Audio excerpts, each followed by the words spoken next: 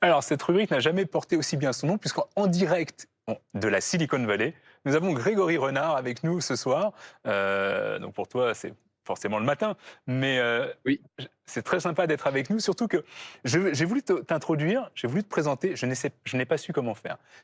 Grégory a tellement de casquettes, il se fait faire tellement de choses que je vais laisser se présenter lui-même. À toi, Grégory. ben, merci Salim. En fait, enchanté, Grégory Renard.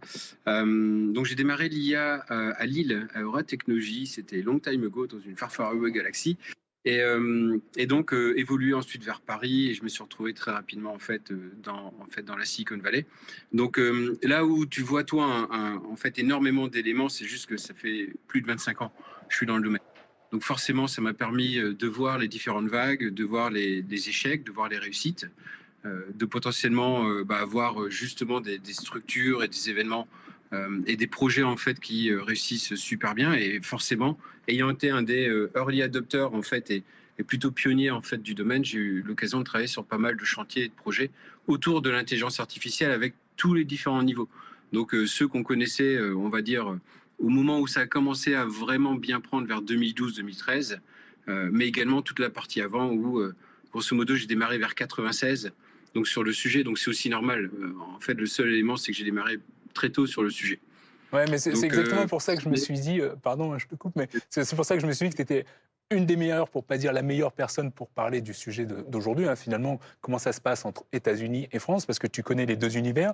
Et surtout, comme tu le dis très bien, tu es dans l'IA depuis très longtemps. Tu es dans la Silicon Valley oui. depuis très longtemps. Et la question que j'ai envie de te poser, et tu le sais très bien, c'est quelles sont ces différences finalement entre ce que tu peux observer là-bas aux États-Unis et ce qu'on observe aussi en France. Pourquoi on a parfois le sentiment d'être en retard en France par rapport à ce qui se passe aux US?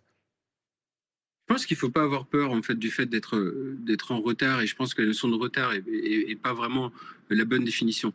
C'est plutôt la vélocité à laquelle tu embrasses en fait cette technologie. Donc aujourd'hui, l'IA est vraiment un outil qui est une vraie opportunité. Je pense que tout le monde l'a compris aujourd'hui. Voilà, depuis 2 ans à peu près, depuis la sortie de ChatGPT, mais toutes ces technologies existaient déjà préalablement et elles sont devenues publiques et beaucoup plus abordables en fait par le grand public. Avant, elles étaient essentiellement accessibles à des techniciens comme moi. Et aujourd'hui, en fait, c'est essentiellement la volonté de pouvoir l'embrasser comme une opportunité, comme un outil. Il faut y aller. Et donc ici, il est clair qu'on le voit également au niveau des politiques, hein. On a beaucoup moins de régulation, on a un peu plus de régulation. Est-ce que l'un est bon ou pas bon? Je pense qu'à la fin, ça va s'équilibrer. Mais grosso modo, la notion d'opportunité et le fait d'y aller est un élément en fait essentiel. Ouais, mais c'est intéressant parce que tu vois, juste avant que tu nous rejoignes, je donnais un chiffre, hein, de la BPI qui disait que 8% des entreprises avaient vraiment adopté, enfin en tout cas des TPE et des PME avaient vraiment adopté l'IA générative ici en France. Donc il y a effectivement cette notion de vélocité, mais si tu devais Oui. en un mot ou en une phrase maximum définir la différence que tu vois entre US et France en fait. Pourquoi il y a cette vélocité Ouais. là-bas? Pourquoi on n'arrive pas à la voir?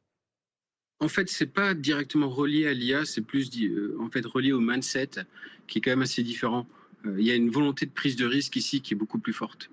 Donc les gens vont pas hésiter en fait à y aller. Il y a une belle expression dans la Silicon Valley en anglais qu'on va traduire, hein, qui est do it, fix it. Donc fais-le et corrige. Et il est clair que pour avoir vécu ma carrière quasiment moitié en Europe et moitié ici sur le sol américain, il est clair que il y a moins cette appréhension en fait à prendre des risques. Voilà, en fait, on sent que ça va bouger beaucoup plus vite, on essaye, ça marche, c'est cool, ça marche pas, on corrige, on bouge très vite. Ouais, bah, je vois bien ce do it, fix it. Et toi qui travailles, ben, même depuis la Silicon Valley, encore avec beaucoup d'entreprises en France, comment tu arrives à enclencher ce déclic justement pour se dire, bah, je change cette mentalité, je change ce mindset? Oui. En fait, vraiment une prise de conscience, parce que c'est super que tu me poses en fait cette question-là. Je me suis régulièrement en fait posé par rapport à ça et de me dire mais comment on fait pour faire prendre conscience aux personnes ayant eu la chance par exemple d'être un des co-initiateurs de la stratégie AI for Humanity, donc du président Macron en fait en 2018. Et donc la question a toujours été de me dire mais comment je peux aider les personnes à voir ce que je vois. Et en fait, tu te rends compte qu'à un moment donné, il faut faire travailler le cerveau reptilien. Donc revenir sur des choses très pragmatiques, basiques, c'est-à-dire travailler sur des notions de quick win et que les personnes puissent se rendre compte par eux-mêmes. Si tu ne le vis pas, tu ne vas pas comprendre l'opportunité. Donc ça reste théorique, ça reste une forme de entertainment. Non, mais c'est rigolo parce qu'on vit la même chose, hein. C'est comment tu arrives à faire passer ce que tu vois à ceux qui ne le voient pas. Bah, justement, si tu Absolument. devais, créer, c'est comme ça, un kit de survie pour faire passer, les salariés, les collaborateurs, les indépendants français, dire: «Tiens, bah, OK, là, je vois et j'y vais». Qu'est-ce qu'il y a dans ton kit? Bah, en fait, ce kit, il existe déjà. Donc, comme tu sais, je travaille avec une personne qui nous a mis en contact, hein, Christian Fortum, donc de Real Change, avec qui on travaille pas mal et on met ce genre d'éléments. Tu as vraiment deux éléments principaux. Le premier, c'est la formation continue. C'est former les gens, leur expliquer, leur permettre de faire le cheminement, donc les accompagner, parce que bah, y a rien de tel, en définitive, que bah, de former ta workforce, en fait, donc tes travailleurs en interne, parce que c'est juste extraordinaire. Quand ils ont compris comment utiliser ces outils-là, ça décuple de manière relativement forte la productivité. Donc, on travaille sur des notions de gain de temps, de gain d'argent, de bien-être, en fait, également. Et ensuite, bah, c'est une méthodologie à mettre en œuvre. C'est travailler. En fait, ce que moi, j'aime bien faire, c'est généralement poser la question aux personnes de dire. Et d'ailleurs, ceux qui nous écoutent et qui m'ont déjà vu dans la vallée vont se dire ah bah oui, ça fait quand même 10 ans qu'ils nous rappellent, en fait, qui nous parlent de ça. C'est grosso modo travailler sur les tâches cognitives répétitives. Donc, tu prends dans ta journée, dans ta semaine, en fait, dans le mois, toutes les tâches dites cognitives répétitives que tu vas réaliser et te dire bah, ensuite, bah, voilà, comment on va pouvoir les automatiser, les industrialiser, les augmenter, en fait, m'augmenter moi directement avec ces outils, donc qui sont juste extraordinaires et voilà, et donc étape par étape. Et par contre, ne pas se lancer directement dans des gros projets. Prendre vraiment des petits succès et petits succès après petits succès. En fait, tu vas avancer, tu vas transformer ton entreprise en profondeur et surtout dans la durabilité. Ah oui, c'est ça. Et puis tu parlais de ce fameux déclic, et c'est vrai que tu as mentionné tout à l'heure Real Change, hein. Je sais que de l'époque où j'étais chez Google, on faisait beaucoup de learning expedition. Donc pour ceux qui nous écoutent, une learning expedition, c'est on prend des dirigeants en France, en Europe, un peu partout, et on les emmène dans la Silicon Valley pendant une semaine pour être en totale immersion, justement pour qu'ils comprennent cette mentalité. Parce que au-delà de la technologie ou de financement, c'est vraiment une question de mentalité. Et toi, justement, qui est là-bas, qu'est-ce que ça a changé, cette IA générative, maintenant, même si tu l'utilisais déjà avant, mais au quotidien? Comment tu l'utilises? Qu'est-ce que ça a changé dans ton workflow, finalement? En fait, une transformation radicale de la manière dont je travaille. Donc, je pense qu'un élément qui va être important, c'est une révolution aussi forte, si pas plus forte, que l'arrivée du personnel ordinateur, du moins de l'ordinateur personnel à la maison ou au bureau, de manière simple. Et donc, en fait, il faut l'adopter, il faut le mettre en œuvre. Aujourd'hui, quand je regarde la façon dont je travaille, c'est pas seulement créer des architectures d'intelligence artificielle pour les entreprises ou ce genre d'éléments, ou pour le monde professionnel, mais c'est également l'utiliser pour moi dans mes méthodologies et dans la façon de travailler.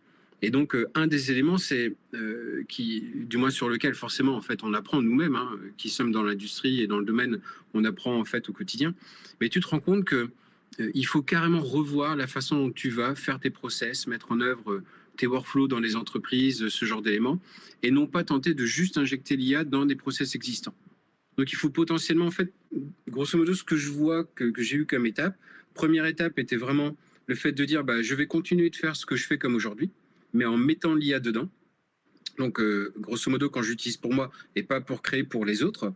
Donc, j'ai travaillé de cette manière-là, et à un moment donné, j'ai pris du recul, je dis, oh là là, non, en fait, je dois carrément revoir la façon dont je travaille. Parce qu'en fait, je ne ressors pas le full potentiel, le potentiel complet de cette technologie si je fais que l'injecter dans mes process dans lequel à la base il n'y avait pas d'IA. Ouais, je sais d'ailleurs que tu as une réflexion très profonde sur le sujet, hein. Tu m'avais dit que finalement, c'est la première fois dans l'histoire de l'humanité que le travail n'était plus juste du fait de l'humain, en fait, quelque part. Et c'est pour ça d'ailleurs que tu lances cette initiative Everyone AI. Tu veux nous en dire deux mots? Oui, en fait, everyone.ai, donc vous pouvez aller sur le site, hein. Grosso modo, est une étape. Donc, comme j'ai expliqué très rapidement tout à l'heure, j'ai eu la chance de faire partie des co-initiateurs de la stratégie IA pour la France, qui était plutôt à destination, en fait, on va dire, des adultes et du monde du travail et des entreprises et des institutions de manière globale. Et très vite, on s'est rendu compte qu'il y avait également un sujet qui n'était pas du tout abordé, qui était l'enfance. Or, on a vu, en fait, ce que les technologies, ce que les réseaux sociaux, ce que les écrans ont fait sur les enfants. Donc, il y a du bien et du moins bien. L'idée n'est pas de juger, l'idée est juste de mettre le sujet sur la table. Et donc, avec mon épouse et deux amis, nous avons décidé en fait de lancer en fait .ai, qui a grosso modo différents objectifs. Mettre les gens autour de la table pour que ce soit un vrai sujet. Le fait de dire, bah voilà, l'IA et l'enfance, c'est un vrai sujet. On va en parler, on va échanger sur ces sujets-là. Et le deuxième point, c'est également créer une communauté et des formations pour aider les enseignants, pour aider les parents, parce que bah, nous-mêmes, on est d'abord parents. On démarre par les enfants, et forcément, comme tu l'as vu dans l'essai que je t'ai partagé, grosso modo, on va déjà un petit. En fait, je commence personnellement à travailler parce que j'aime bien prendre du recul sur la façon dont moi j'utilise la technologie également. Comme j'ai la chance d'être plutôt en fait au devant de la vague, j'aime bien prendre à un moment donné du recul, me dire bah tiens, la façon dont je l'ai vécu moi-même, potentiellement pas mal d'autres personnes vont le vivre de la même manière. Donc est-ce que je peux partager cette connaissance? Et donc c'est comme ça que j'ai réalisé un premier essai sur l'impact de l'IA dans le travail. Un énorme merci d'avoir pris le temps avec nous, Grégory.